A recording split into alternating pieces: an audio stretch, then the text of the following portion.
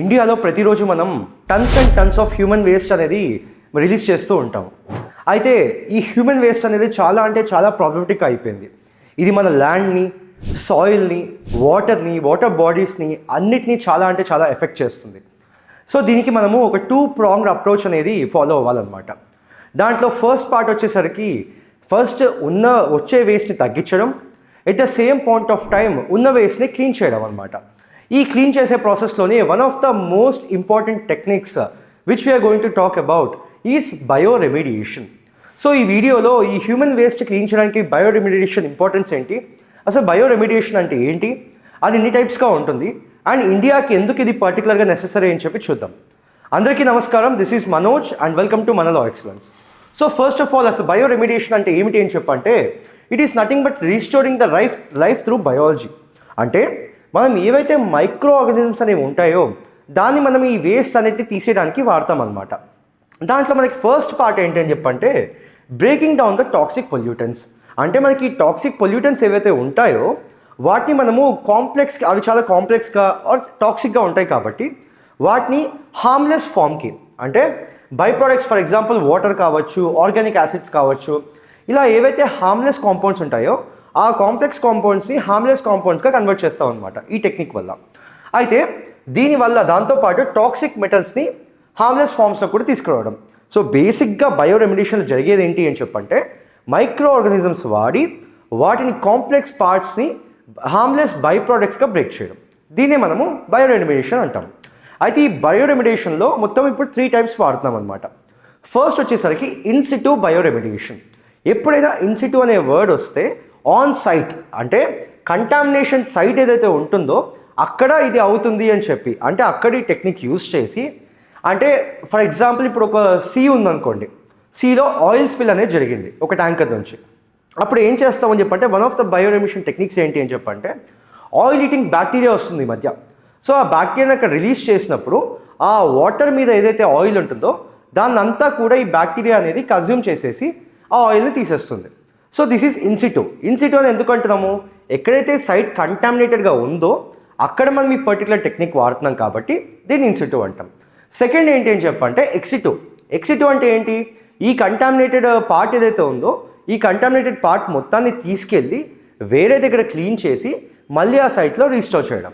So అదే ఇక్కడ కూడా ఉంది. Contaminated soil or water is removed and treated in a controlled setting. అంటే ఎక్కడికైనా వేరే ఎన్విరాన్మెంట్కి తీసుకెళ్ళి అక్కడ మనం కంట్రోల్ చేసాం, లైక్ ఆ కంట్రోల్ సెట్టింగ్లోకి తీసుకెళ్ళి తర్వాత దాన్ని అనేది మనం ఏం చేస్తాము, రిటర్న్గా తీసుకొచ్చేసి ఆ సైట్లో పెడతాం అనమాట.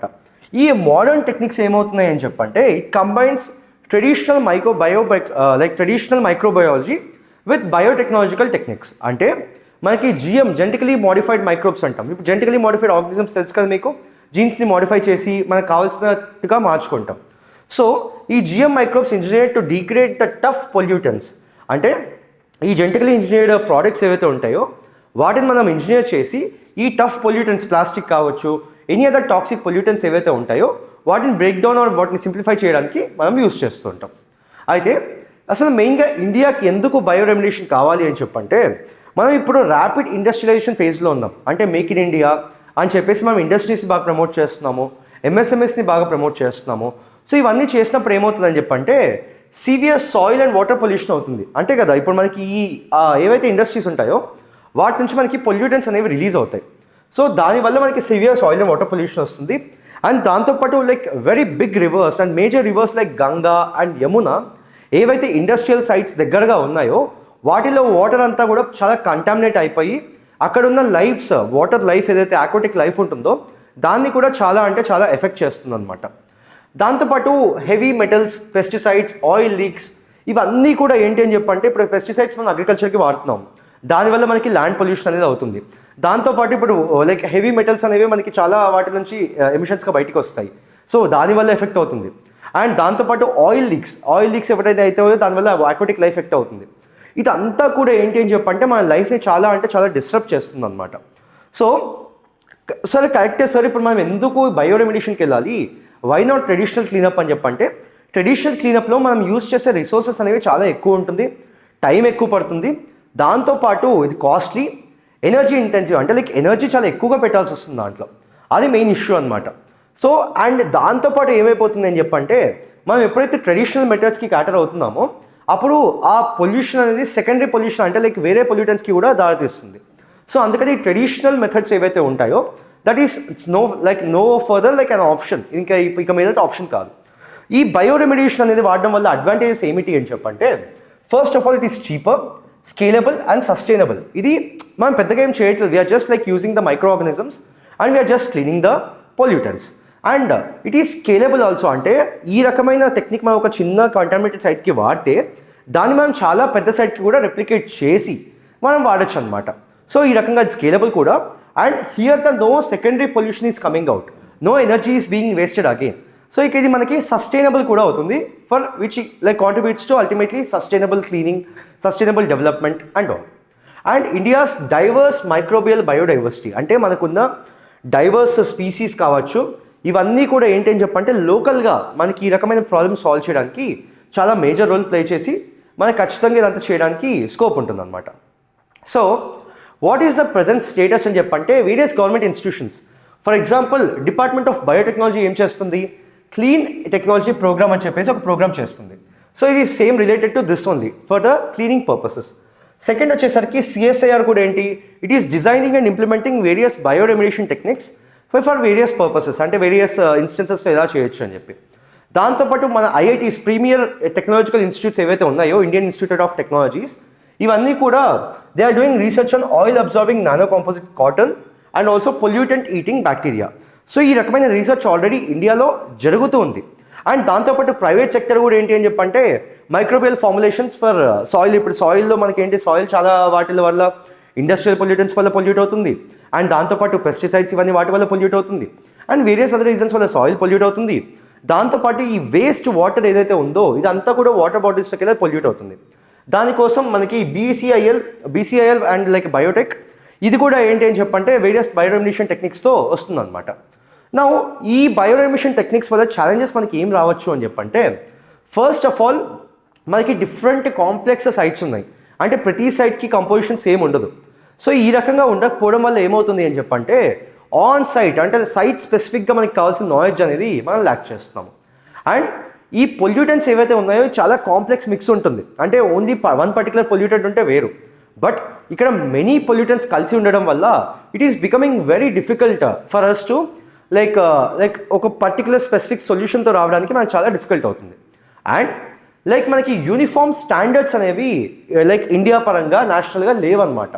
ఇది కూడా one of the challenges which we need to tackle. అంటే మనకి స్టాండర్డ్స్ ఉన్నప్పుడు వేరు, బట్ స్టాండర్డ్స్ లేనప్పుడు అసలు మనం ఏ స్టాండర్డ్స్ బట్టి దీన్ని డిసైడ్ చేస్తాము, ఏ టెక్నిక్ వాడాలని చెప్పి. సో ఆ టెక్నిక్ అది కూడా మన దగ్గర లేదు. So there is need for biosafety systems for GM microbes. అంటే ఎప్పుడైతే జెనెటికలీ మోడిఫైడ్ ఆర్గానిజమ్స్ తీసుకొస్తామో మన బయోడైవర్సిటీకి మళ్ళీ ఒక థ్రెట్ అవ్వచ్చు కదా, ఇండిజినియస్ లైక్ మైక్రోబ్స్కి థ్రెట్ అవ్వచ్చు.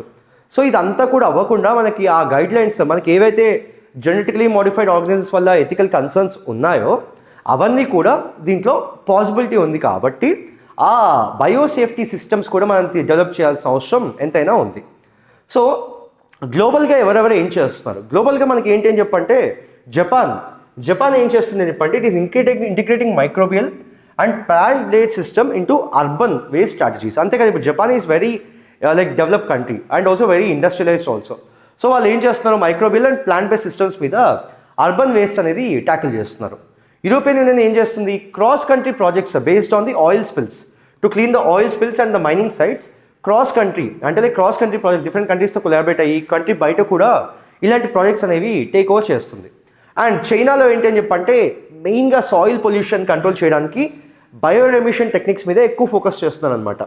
So they are using the genetically improved bacteria for industrial waste restoration. అంతే కదా, ఇప్పుడు మనకి ఏంటంటే China is one of the like manufacturing hubs of the world. చాలా అంటే చాలా ఎక్కువ ఇండస్ట్రీస్, చాలా ఎక్కువ మంది వర్కర్స్ అక్కడ ఉన్నారు. So they are also using this genetically modified or genetically improved bacteria to handle this like waste, they handle this industrial waste. And మెయిన్గా ఈ బయోరెమిడియేషన్ యూజ్ చేయడం వల్ల మనకి ఎలాంటి ఆపర్చునిటీస్ ఉంటాయి అని చెప్పంటే first of all polluted lakes on reverse ఏవైతే వాటర్ బాడీస్ ఉంటాయో వాటన్నిటిని మనం ఇన్సిటు బయోరెమిడియేషన్ అంటే అక్కడ మనము క్లీన్ చేసి మనం రీస్టోర్ చేయొచ్చు. సెకండ్, డిగ్రేడెడ్ ల్యాండ్, ఇప్పుడు ల్యాండ్ డిగ్రేడేషన్ కూడా like pollution will be one of the primary reasons for land degradation.